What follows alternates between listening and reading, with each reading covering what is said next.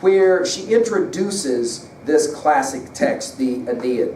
She says it this way, beautiful prose. The Aeneid, the greatest of Latin poems, is the chief authority for this story. It was written when Augustus had taken over the bankrupt Roman world after the chaos that followed Caesar's assassination. His strong hand ended the furious civil wars and brought about the Pax Augusta, which lasted for nearly half a century. Virgil and all his generation were fired with enthusiasm for the new order, and the Aeneid was written to exalt the empire, to provide a great national hero and a founder for the race destined to hold the world beneath its rule. Virgil's patriotic purpose is probably responsible for the change from the human Aeneas of the first books to the unhuman prodigy of the last. The poet was finally carried away into the purely fantastic by his determination to create a hero for Rome that would make all other heroes seem insignificant. A tendency to exaggeration was a Roman trait.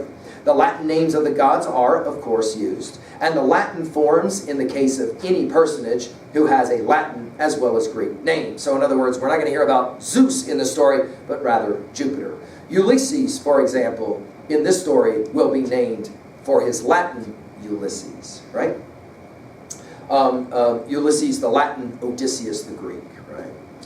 Okay, there's three parts to the Aeneid, as it's referred to. So here we go. Let's work through these quickly and finish our lecture.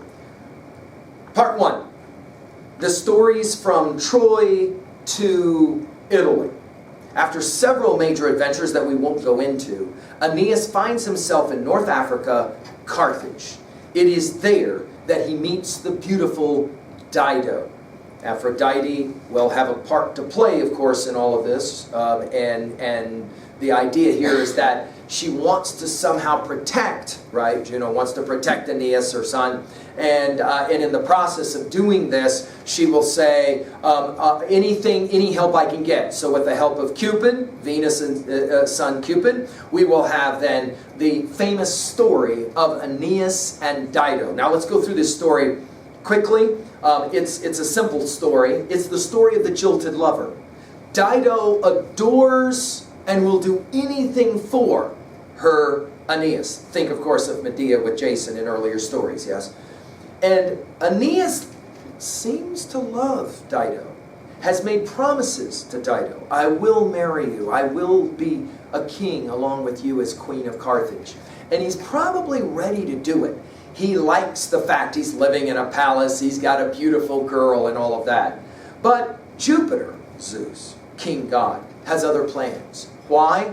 Aeneas will found the great Roman people.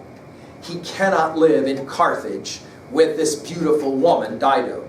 He will send Mercury, Hermes, the messenger god, and Mercury will say to Aeneas, no, you're not getting married and living down here in North Africa. There's a more important life for you. Get in a boat and sail away. He will try to sneak away. Dido will catch him. He will say to Dido, I gotta go. Dido says, what do you mean you gotta go? You made all these promises to me. In the history of the world, once or twice, a guy has made a promise to a girl that he didn't keep. And of course, Dido calls him on it. He says, I'm sorry, I'm leaving anyway. And as he leaves, he sees her funeral pyre. She has committed suicide and jumped into her own funeral pyre, and he will sail away. Let's point out for our notes, this is the second time that Aeneas has left a woman. He left his wife at the walls of Troy. Remember, she didn't make it to the boat, and now he'll leave Dido as well.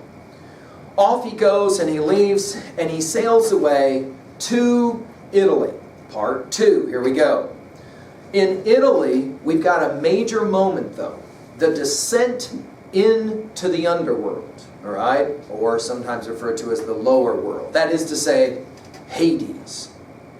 Now, this journey always matters. Remember, we've got this journey in the Odyssey. We've had this journey in other stories. Think about, for example, Orpheus and the story of Orpheus where he goes into the underworld to try and find his girl. And of course, he can't look at her when he's taking her out. And at the last second, he looks back at her. All of those famous stories. So this is one of those really important moments for Virgil where he's going to say, if Homer, a Greek poet, can do it, I can do it and I can do it better. About that, let's say there are some similarities. For example, there's a special way to get into the underworld. In this case, for example, he has to go to the cave of Sybil, and she will say, you're going to visit your father Anchises when you're in hell, and he's going to give you some important information. So in other words, for your notes, this is significant. You don't just go to hell if you're Odysseus, if you're the hero Aeneas. You go to hell so you can get information about the future. What's going to happen in the future? That's significant. To get into hell, you have to have special kind of token. For Aeneas, it's the golden bough. It's a branch made of gold, and this will allow him to be able to get into the underworld. Right? He goes there with his pal Achates, and Achates and himself make it into the underworld. There. Okay. By the way, for your notes, in the Aeneid, hell is a scary, terrible place. For the Greeks, it's not so terrible. It's kind of scary. It's more like it's just this dark place down there. But in Virgil's hell, Hades, all kinds of terrible punishments and the like. Down there he goes. He has to cross the river Acheron, and Charon will do that, right? And the only way he gets across is because of this golden bough. And down there in the underworld, he sees this beautiful woman. And he goes, oh, that's Dido. Dido, my girl. And he walks up to her and he says, what are you doing down here? He did not realize that she had committed suicide and jumped in her own funeral pyre. Dido will have nothing to say to Aeneas. Leave me alone. Talk to the hand. I'm not interested. You're a bad guy to me. Which is going to be an interesting observation. The Romans will say that what makes Aeneas such a great hero is that he, like Hector, will walk away, because of a sense of duty, will walk away even from his girl. In other words, no other passions other than the passion for war and fighting is all that Aeneas cares about. Aeneas, down with his father Anchises, who has now died, and Anchises will give Aeneas the future of the world. This is a famous passage. I hope that you can read the Aeneid on your own to see this passage, where Anchises will say, far into the future, you will be the founder of a great group of people called the Romans, and the most important thing they will bring to the world is law and justice. But first, you got a bit of fighting you're going to have to do.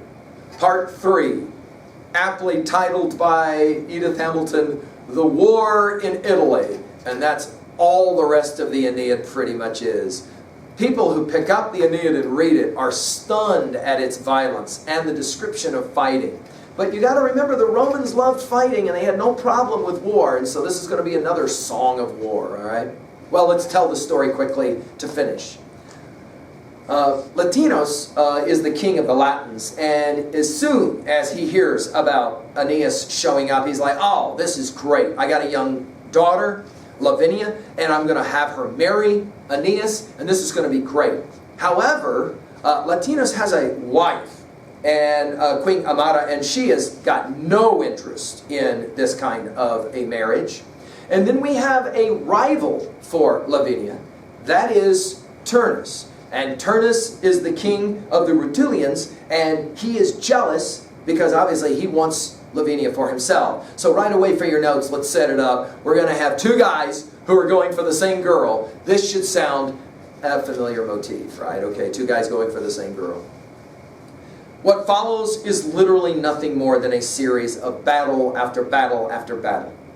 Latinus and as well as Turnus and his Rutulians will fight against Aeneas, and Aeneas has problems. Along with Latinus and the Rutulians, you also have a terrible fighter guy, a warrior guy, who has done all kinds of terrible things, and yet he's fighting on their side, Mezentius, and as well Camelia, a female warrioress who is also fighting. So Aeneas, let's just put it in our notes this way, Aeneas has a lot of people he's got to fight against, okay? He will go, Aeneas, to Evander and to his son Pallas, who is the king of Arcady, and he will ask for help to try and fight. And the Etruscians are going to be the ones who will ally themselves with Aeneas, and then you're going to have a series of great and mighty battles. Probably the one story, though, that sticks out the most is the story of the two friends. Let's tell it really quickly, of Nicias as well as Euryalus.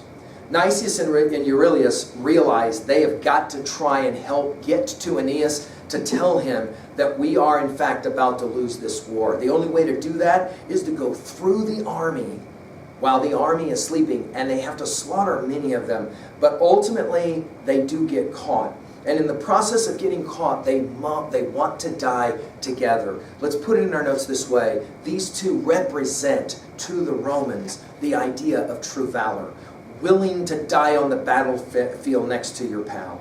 Aeneas will return with the large army of the Etruscans, and ultimately there are lots of battles which culminate with a lot of people dying on both sides. And finally you have the famous battle between Turnus and Aeneas. However, by the end of the Aeneid, there's no question about who's going to come out on top. It's kind of like Achilles fighting against Hector. Even more so, we know Aeneas is going to be the winner.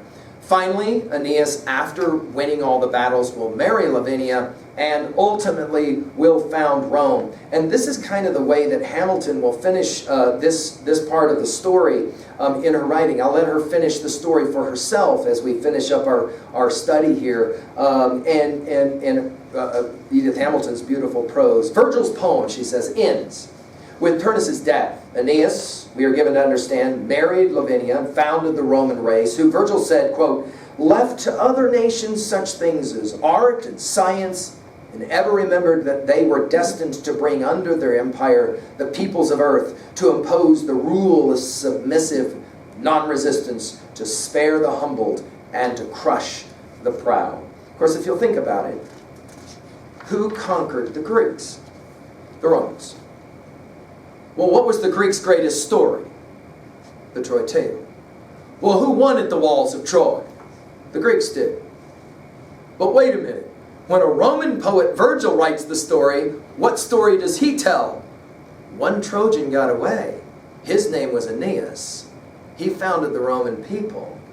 Who defeated the Greeks? Who ended up winning the Trojan War in the end? Not the Greeks, but the Romans, i.e., the Trojans. You can see how Virgil is wanting to kind of rewrite history, right?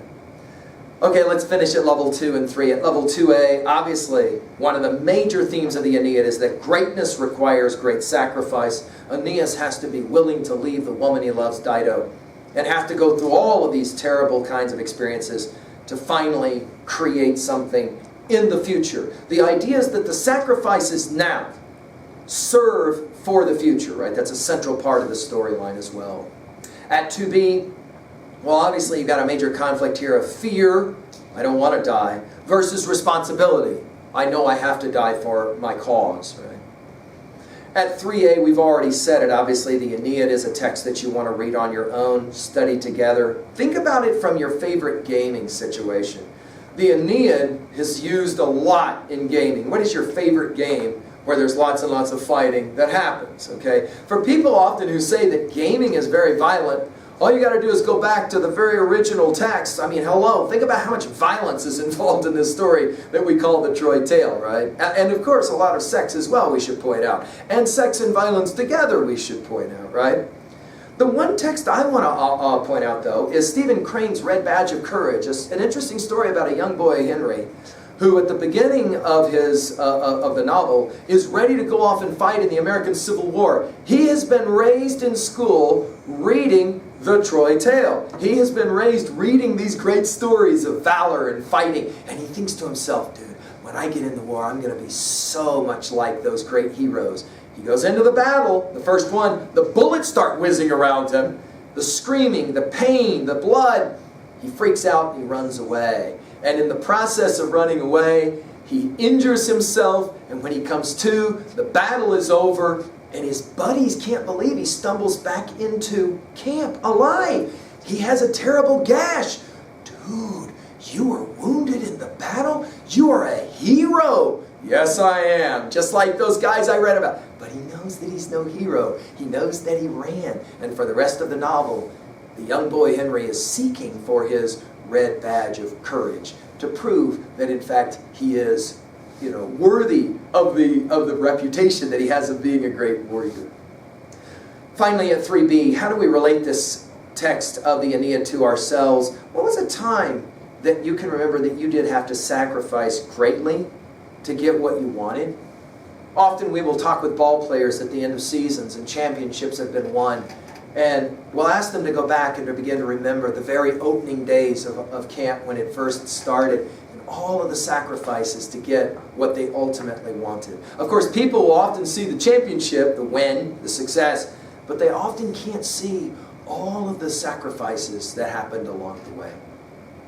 Well, that concludes our study of the Troy Tale. Come back for lecture 9. This will be part 5 of Edith Hamilton's mythology. She's going to be talking about the great families of Greek mythology. The house of Atreus, the house of Thebes, and the house of Athens. We got all kinds of other great stories to tell as well. I hope you enjoyed the story. I'll see you back. Thank you.